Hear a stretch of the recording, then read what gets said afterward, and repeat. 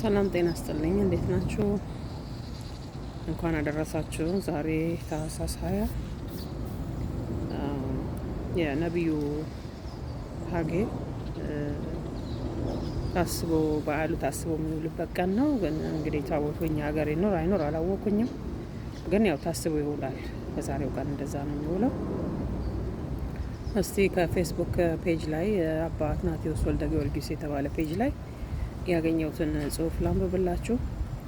የቅዱስ ሀጌ ትንቢትና ተግሳጾቹ ይላል።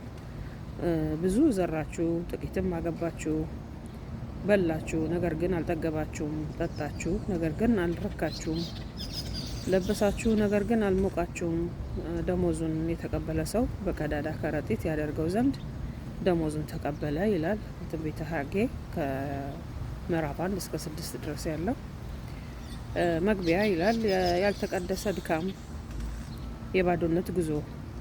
በዚች ምድር ላይ ሰው ሆኖ የማይደክም የማይሮጥና የማይጋደል የለም። ከጠዋት እስከ ማታ በፀሐይና በቁር የምንባዝነው፣ የምንማረው፣ የምንነግደውና የምንገነባው ሁሉ አንድ ምግብ ለማግኘት ነው፣ እርካታ። ሆኖም ግን ብዙዎቻችን የምንሮጥበት ርቀት ካለብን ድካም ጋር አልተመጣጠንም። የሰበሰብነው ጥሪት ከውስጣችን ጥማት ጋር አልተገናኘም። ብዙ ጥረን ጥቂት እናገኛለን። ያገኘነውም ደግሞ እንደ በረዶ በእጃችን ላይ ይቀልጣል። ይህ እንቆቅልሽ የዘመናችን ብቻ ሳይሆን ከ2500 ዓመታት በፊት የነበሩ የእስራኤል ልጆችም የገጠማቸው ፈተና ነው። በነቢዩ ሀጌ ዘመን የነበሩ ሰዎች ለራሳቸው ሰገነት ያላቸውን ውብ ቤቶች ሲሰሩ፣ የአምላካቸውን ቤት ግን በፈራረሰ ቅጥር ትተውት ነበረ። ውጤቱም ያልተቀደሰ ድካም ሆነባቸው። ዛሬም እኛ በስጋዊ ስኬት ላይ ህንጻ ላይ ስንወጣ የመንፈሳዊ መቅደሳችን ወይም የልባችን ግንብ ፈርሶ ከሆነ ውጤቱ ያው ነው።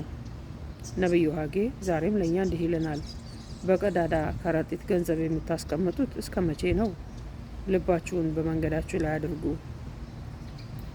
ይህ ትምህርት ያለ እግዚአብሔር በረከት የምንሮጠው ሩጫ ሁሉ ነፋስን የመከተል ያህል ከንቱ መሆኑንና እውነተኛ ስኬት የሚጀምረው ቅድሚያ ለእግዚአብሔር ስንል ብቻ እንደሆነ በዝርዝር ያሳየናል።